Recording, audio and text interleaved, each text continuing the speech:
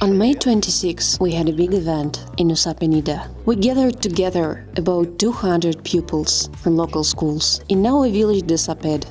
There was a big cleanup, some training program, live music, and food for the volunteers. It was the final event of the education outreach program organized by Save the Plastic and Yanica Grancharska. She gave talks in several schools to bring awareness about land and marine plastic pollution. Yanica is the founder of Save the Plastic. She worked on similar projects earlier in Hawaii and Thailand. She was explaining to children what is the difference between plastic and organic trash. What is the danger of plastic for soil, for the ocean, for marine life and seabirds. The cleanup was organized to celebrate the end of this first session of education program. The immediate visible outcomes from the cleanup are more than 500 kilograms of trash collected and a cleaner village. And the long-term result is the change that occurs in the minds of people. This outreach campaign targets children because they are the future of this island, this country and this planet. And training should start with them. They will become the heads of villages, owners of businesses. And then the changes, which many are waiting for, can really happen. We can wait for the changes, think that the big guy from above will solve all the problems for us, or we can initiate these changes at a local level. And then they will come dictated from below. Such a big event with a lot of people, music and food was held for the first time. But in general, we organize weekly cleanups in Nusa Penida since early December. They take place every Monday. At 4:30 p.m. we meet in different parts of the island and we clean the area for about an hour. Initially, I started organizing cleanups by choosing the neighbors and gathering people together. I told them, let's clean up the territory around us. It's getting uncomfortable to live here. After holding several events, we joined a global project called Trash Hero. It's a non-governmental organization that once started on the small island Kolipe in Thailand. A group of friends just decided to clean the beach together, with fun and smiles, without accusing anyone, just as a pleasant pastime. Now it has grown into a global organization. It is most widely spread in Thailand.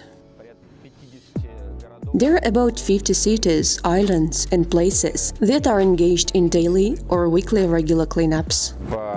There are more than 20 chapters in Indonesia so far, and most of them are created by local residents. I've seen that during the family meeting of Trash Hero in May, which was held in Ubud for 3 days. All the chapters of Indonesia came together. And I saw that there are a lot of intelligent, responsible and conscious people in Indonesia. They perfectly understand what's happening with plastic, if we talk about pollution. There was a very small number of foreigners at that meeting, and it's very cool. The idea of Trash Hero and these weekly cleanups is more than just picking up trash. Although now, for example, after 6 months, I can say that our village pad is the cleanest one in Nusa Penida. The idea is to change the attitude of people towards garbage through these cleanups, to change the attitude to consumption. It's logical. When a person has spent an hour of their time crawling along the ditches or along the beach collecting garbage, the attitude towards the garbage will change. There is no recycling facility in Nusa Penida, neither in Bali, and everything that can be recycled is shipped to Java for processing. Indonesian businesses begin to understand that plastic, rubbish, lying around our feet is also money. And companies that are engaged in waste management, in fact, earn money by sorting the garbage and sending it for processing. There is a well-known organization named Bali, which sets baskets of different colors for different types of trash. A large company for ocean came to Bali not long ago. Originally, they are from Florida and focus on cleaning beaches. They have around 30 employees working in Bali full-time, who walk along the beach and collect trash, which is further processed. What I see as my personal challenge is to attract some kind of company like this to Nusa Penida. Changing people's mind is good, some kind of training is good. But the garbage problem is a multi-level issue. Changes need to occur at different levels, starting from the bottom by teaching children to give up the plastic straws, and then climbing to governments and big companies that are the part of the waste management process. Everyone who is involved in our project Trash Hero Nusa Penida are just volunteers who care about the island.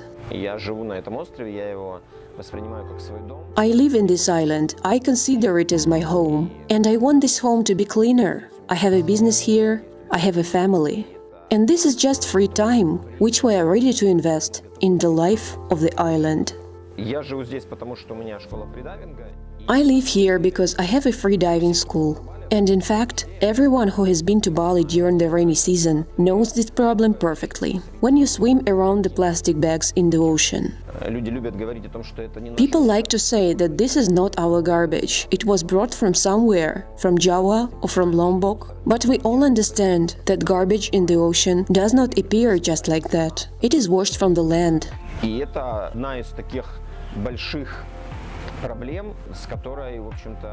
And this is the problem that many owners of tour companies and businesses are facing right now. This is one of the reasons why we should not wait for the decision from above.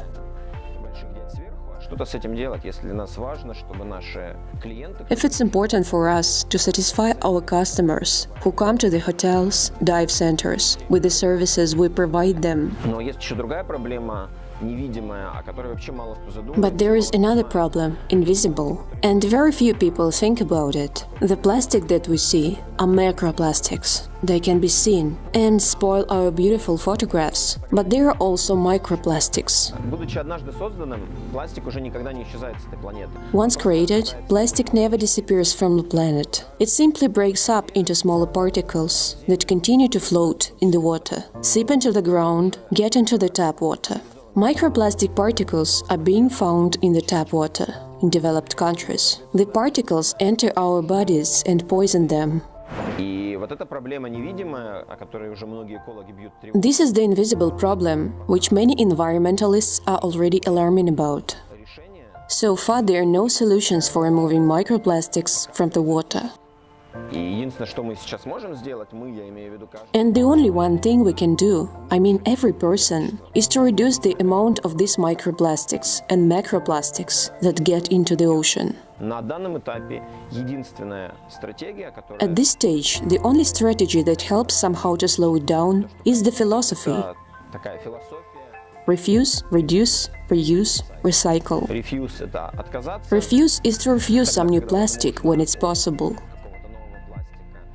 Reduce is to reduce its consumption. Reuse is to reuse what is possible. Recycle, send what is possible for recycling. This is not some kind of eco-terrorism or hippie philosophy. This is the approach to the way of life that each of us can adhere.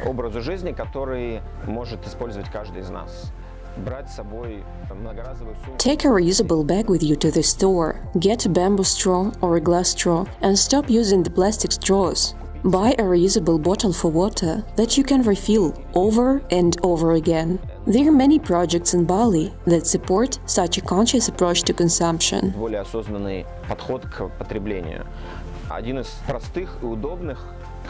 One of the most simple and convenient that I use is called Refill My Bottle. It's an application for the smartphone with a map of refill stations. You can open the application, see where is the nearest point where you can refill a bottle, either free of charge or for a small money. And instead of buying a new plastic bottle every time, you can refill yours.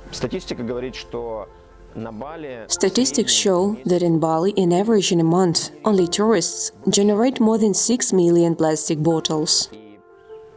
it can be a big step forward if more of us use less of these plastic bottles. Большой шаг вперед. A separate bag for not recyclable is there. Organic is in compost pile. The output is not completely zero waste, but the waste is very small if you control this.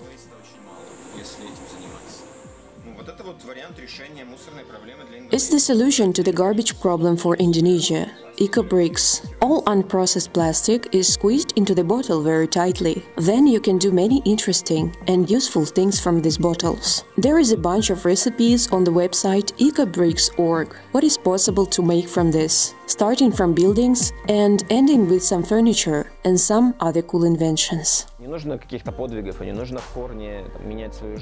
You don't need to perform any feats, radically change your life, or become a hippie who refuses any packaging. Changing your lifestyle and your habits overnight is very difficult. What I personally do, I always have reusable bags in a bike, in the pocket of a bike, in the trunk, in my backpack. There are the Trash Hero bags that fold into a small pack that can cling to the keys. And these bags can be always with you. And there is no question anymore. Damn, I've forgotten my bag. I will take the plastic bag. Well, if I've forgotten, okay, I will take it. But I can take small steps in order not to forget. The same when I have a bottle with me. I have a habit of drinking water in this hot climate. I never leave without my reusable bottle. A conscious approach to consumption does not require much effort, and the keyword is conscious.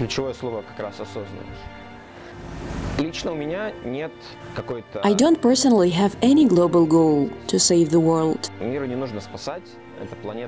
The world does not need to be saved. This planet has outlasted people and will outlast further. My personal desire and purpose is to make my life and the lives of people around me cleaner. I don't like to swim in the ocean full of plastic. I don't like walking on the beach covered with plastic. And I'm sure that with some small steps, changing our habits and the habits of people around, we can change the situation. At the very least, we should try to change it, or to slow down the crisis which is gradually approaching, turning the planet Earth into the plastic planet. To be part of this movement is a personal choice. I made my choice.